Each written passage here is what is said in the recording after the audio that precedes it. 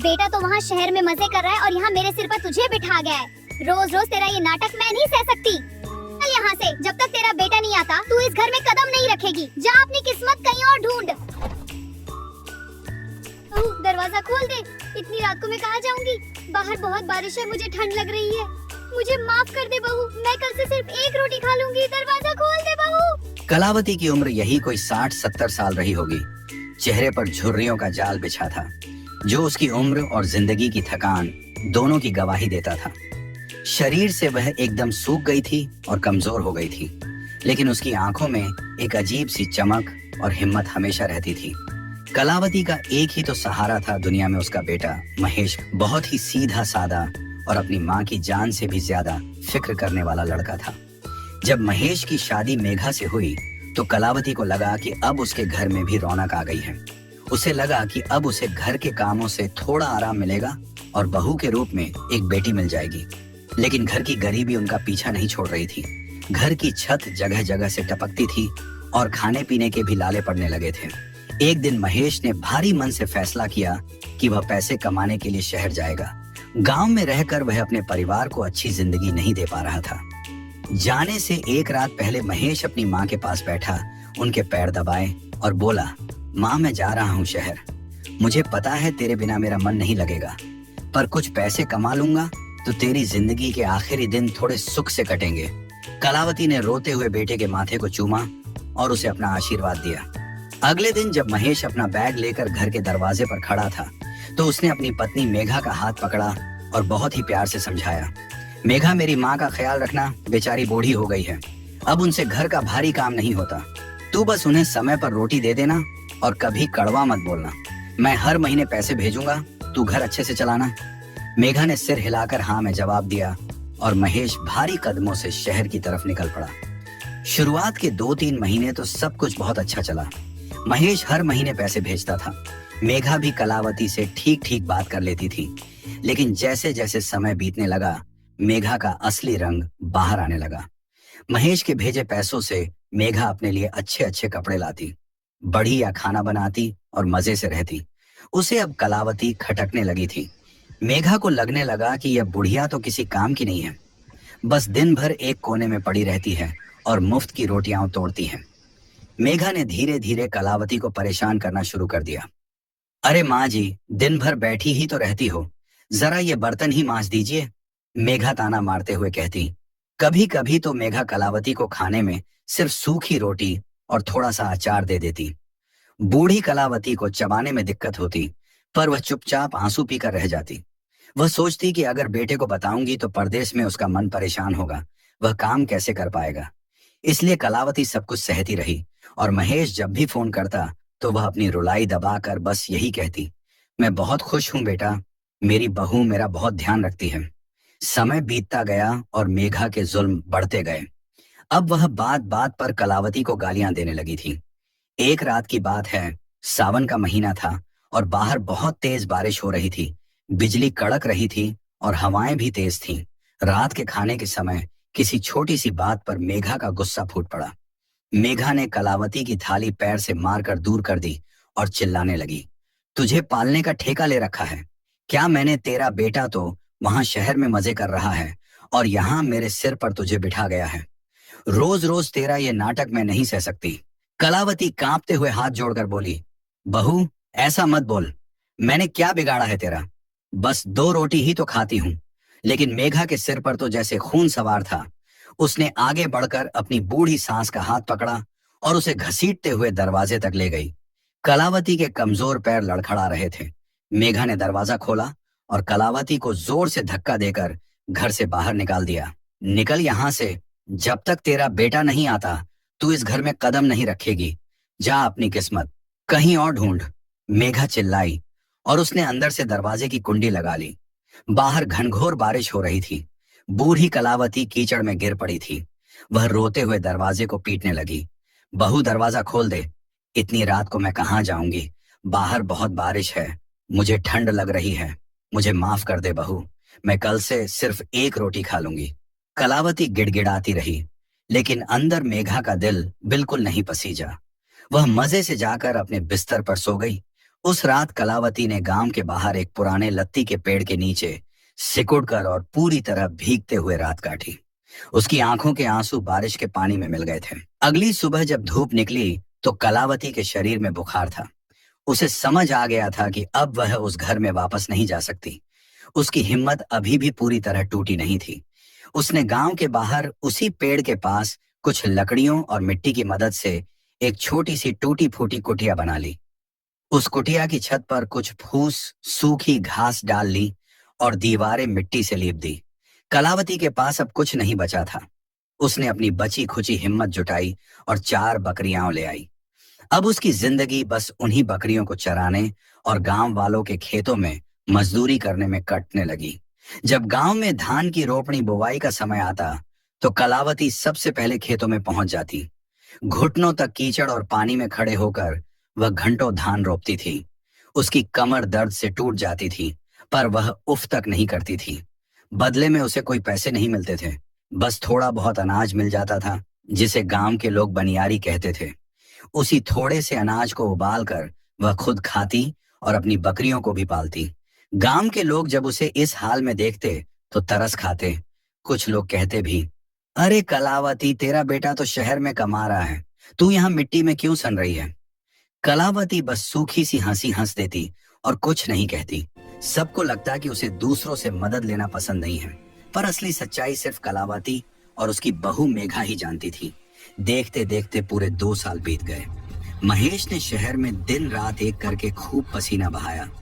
उसने काफी पैसे बचा लिए थे ताकि अब वह गांव लौटकर अपनी माँ और पत्नी के साथ आराम से रह सके। वह बहुत खुश था। उसने शहर से अपनी माँ के लिए एक बहुत ही सुंदर और मुलायम सूती साड़ी खरीदी थी। उसने सोचा था कि माँ को यह साड़ी पहनाकर वह उसके पैर छुएगा। साथ ही उसने मेघा के लिए भी कुछ गहने खरीदे थे। गर्मियों का मौसम था। दोपहर की तेज धूप सिर पर छड़ी हुई थी। महेश जब बस से उतरा और अपने गांव की तरफ पैदल चलने लगा तो उसे बहुत तेज प्यास लगने लगी। गर्मी की वजह से उसका गला सूख रहा था। गांव अभी थोड़ा दूर था। चलते चलते उसकी नजर गांव के बाहर उसी लत्ती के पेड़ पर पड़ी। उसने देखा कि पेड़ के पास एक छोटी सी टूटी फूटी कुटिया बनी हुई है। महेश ने सोचा, चलो यहाँ किसी से थोड़ा पानी मांग लेता हूँ, फिर आगे बढ़ूंगा। वह कुटिया के पास पहुंचा। कुटिया के बाहर 4 बकरियां बंधी हुई थी। महेश ने बाहर से ही आवाज लगाई, कोई है अंदर भाई? जरा एक लोटा पानी मिलेगा क्या? बहुत जोर की प्यास लगी है। अंदर से किसी के धीरे धीरे चलने की आवाज आई। एक बहुत ही कमजोर, लाचार और फटे हुए मैले कपड़ों में एक बूढ़ी औरत बाहर निकली। उसके बाल बिखरे हुए थे और चेहरा एकदम मुरझाया हुआ था। जैसे ही वह औरत बाहर आई और उसकी नजर महेश पर पड़ी और महेश की नजर उस औरत पर पड़ी, महेश के हाथ से उसका भारी बैग छूटकर जमीन पर गिर गया। उसके पैरों तले से जमीन खिसक गई। महेश की आंखों के आगे अंधेरा छा गया। उसे अपनी आंखों पर यकीन नहीं हो रहा था। जिस माँ को वह महलों जैसी खुशियां देने का सपना देख रहा था, जिसके लिए वह शहर से साड़ी लेकर आया था, वह आज इस टूटी कुटिया में भिखारियों जैसी हालत में थी। वह कोई और नहीं, उसकी अपनी माँ कलावती थी। महेश लड़खड़ाते हुए आगे बढ़ा। उसकी आवाज कांप रही थी, माँ, माँ, तुम यहाँ इस हाल में क्या कर रही हो? तुम घर पर क्यों नहीं हो? इतना कहते ही महेश अपनी माँ के पैरों में गिर पड़ा। उसकी आंखों से आंसुओं का सैलाब बह निकला। वह बच्चों की तरह फूट फूट कर रोने लगा। कलावती ने जैसे ही अपने बेटे की आवाज सुनी, उसकी सूखी आंखों से भी आंसुओं की धार बहने लगी। उसने कांपते हाथों से अपने बेटे का सिर उठाया और उसे अपने गले से लगा लिया। वह उसे चूमने लगी। कलावती बिलख बिलख कर रोते हुए बोली, महेश मेरा बच्चा, मेरा बेटा, तू आ गया। मैं तो सोच रही थी कि अब मरते दम तक तेरा मुंह नहीं देख पाऊंगी। भगवान ने मेरी सुन ली। महेश ने अपने आंसू पोंछते हुए माँ का चेहरा हाथों में लिया और पूछा, माँ, मुझे सच सच बताओ, तुम इस हाल में क्यों हो? मेघा ने तो मुझे फोन पर बताया था कि तुम अपनी पसंद से गांव में किसी दूसरी जगह रह रही हो। फिर ये कुटिया, ये बकरियां और ये खेतों में मजदूरी क्यों? माँ कलावती अब अपना दर्द और नहीं छिपा पाई। उसने रोते रोते सारी सच्चाई अपने बेटे को बता दी। उसने बताया कि कैसे मेघा ने उसे 2 साल पहले उस बारिश की रात में धक्के मारकर घर से निकाल दिया था, कैसे वह दाने दाने के लिए मोहताज हो गई थी और कैसे दूसरों के खेतों में कीचड़ में खड़े होकर वह धान रोपती थी। यह सब सुनकर महेश का खून खौल उठा। उसकी नसें गुस्से से तन गई। उसे अपनी पत्नी की इस घटिया करतूत पर यकीन नहीं हो रहा था। जिस माँ ने उसे अपनी छाती का दूध पिलाकर बड़ा किया, उसकी पत्नी ने उसी माँ को घर से निकाल दिया था। महेश ने अपनी माँ के आंसू पोंछे, उसे गले लगाया और बोला, माँ, अब तुम एक पल भी यहाँ नहीं रहोगी, चलो मेरे साथ।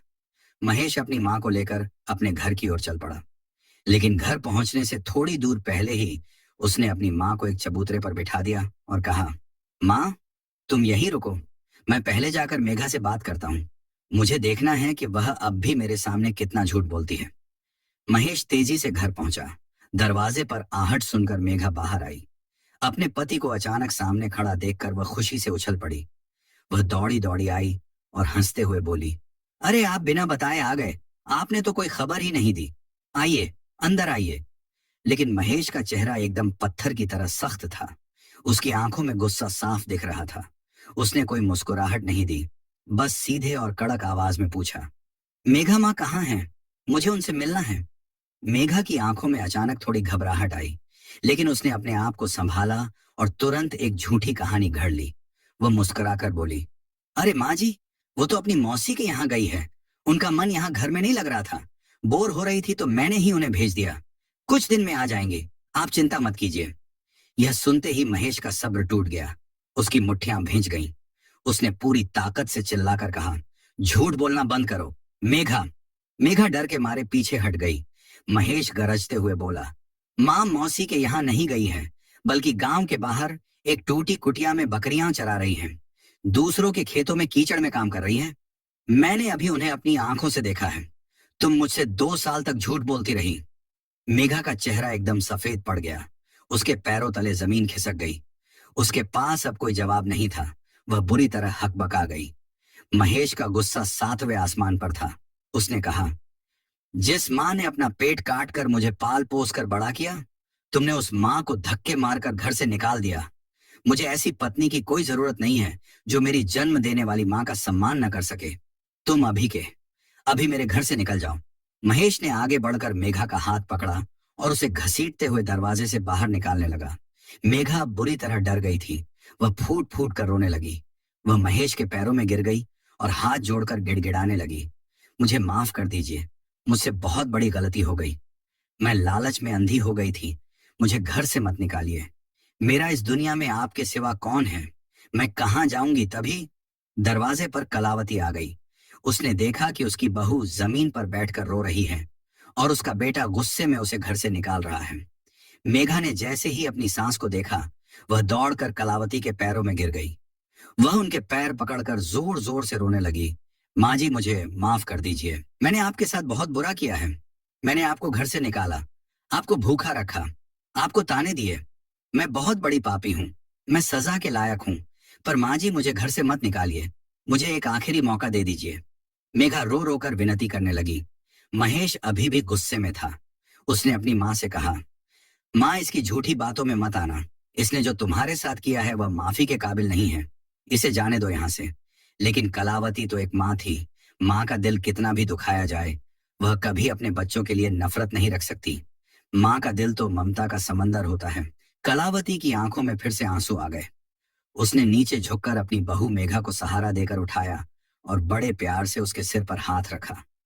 कलावती ने महेश की तरफ देखकर कहा, बेटा, जाने दे, इंसान से ही गलती होती है।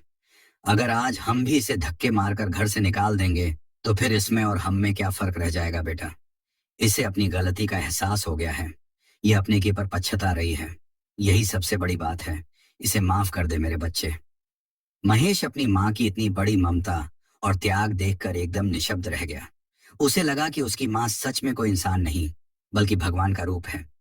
उसने मेघा की तरफ देखा और उंगली दिखाते हुए कड़ी चेतावनी दी, मेघा, आज सिर्फ और सिर्फ माँ के इतने बड़े दिल की वजह से तुम इस घर में रुक रही हो। लेकिन मेरी एक बात गांठ बांध कर याद रखना, अगर आज के बाद माँ की आंखों में तुम्हारी वजह से एक भी आंसू आया तो उस दिन इस घर में तुम्हारा आखिरी दिन होगा।